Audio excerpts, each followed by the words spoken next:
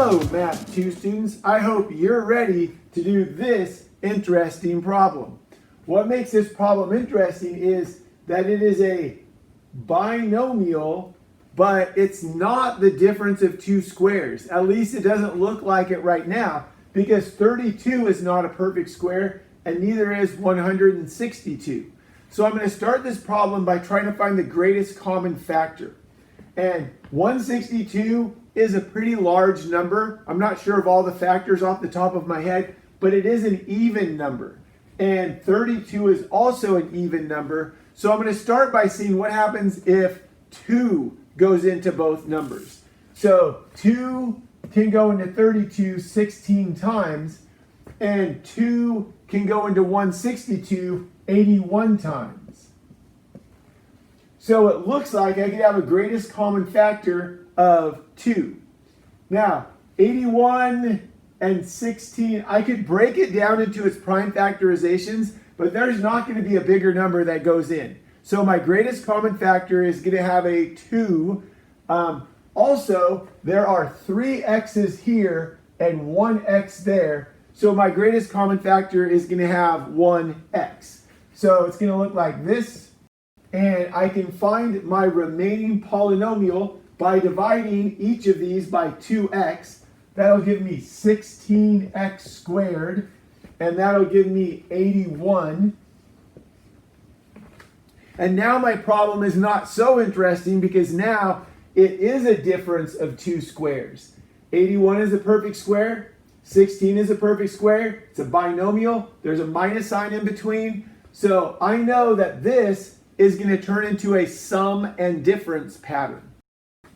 So to get 16x squared, I'm going to use 4x and 4x. To get 81, I'm going to use 9 and 9. And now I'm going to check by foiling. So that is done correctly. My outers and inners add up to 0, and I don't have a middle term. I only have an a value and a c value. There's no b term, and my b value came out to 0. So this is the problem in factored form. Now I just have to find the solutions. So for this x and 2 that are in front of the parentheses, that gives me one solution of 0.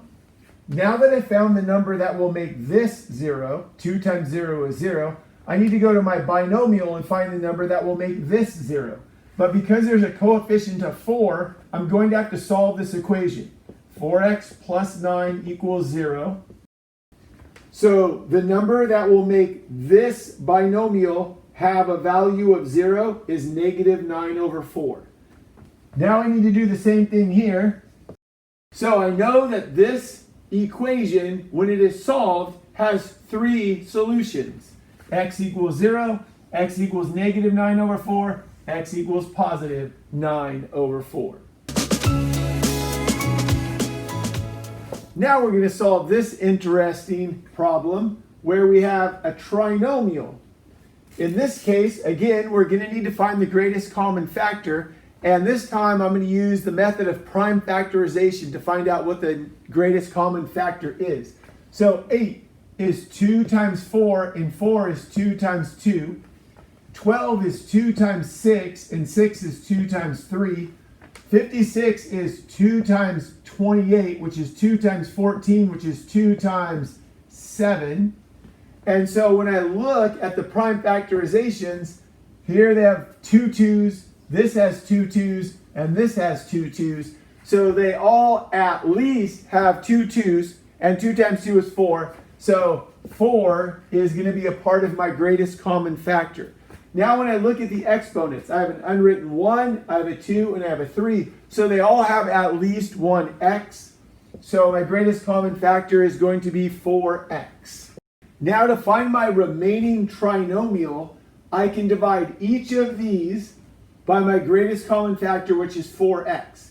So 8x to the third divided by 4x is 2x to the second.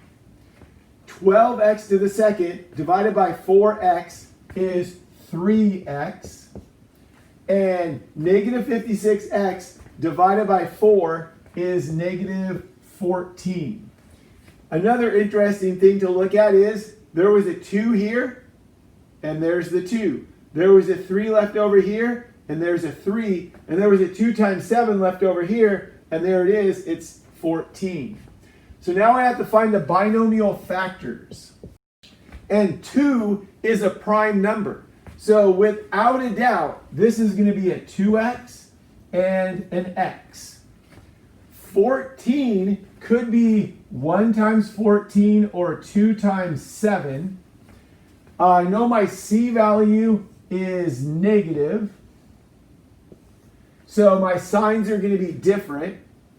I'm going to start by using the 2 factors that are closest together. Now, I could put the 2 here, or I could put the 7 here. I know for sure that I want to put the 7 there, because with the 2 there, this binomial would have its own greatest common factor of 2. And since we already took out the greatest common factor, that can't be a part of the right answer. So I'm going to put my 7 here, my 2 here. I'm looking at, this is a positive 3x in the middle. So my outers and inners together need to come out to positive 3x. So I'm going to make it so the 7 is positive and the 2 is negative. And then when I check it, my outers and inners combine to make positive 3x. And that is my middle term, or my b term. So I know that is factored correctly. Now to use the zero product property, 4x, what value of x will make 4x equal 0? Well, if x is 0, then 4 times 0 would be 0. So this first part of the equation, the solution is x equals 0. For this binomial, I have a 2 as a coefficient in front of the x. So to find the value that will make this binomial turn into 0, I need to solve this equation. And in this binomial, to find out the number that will make this binomial turn into 0, since there's no coefficient, I can just use the opposite. Because 2 minus 2 is 0.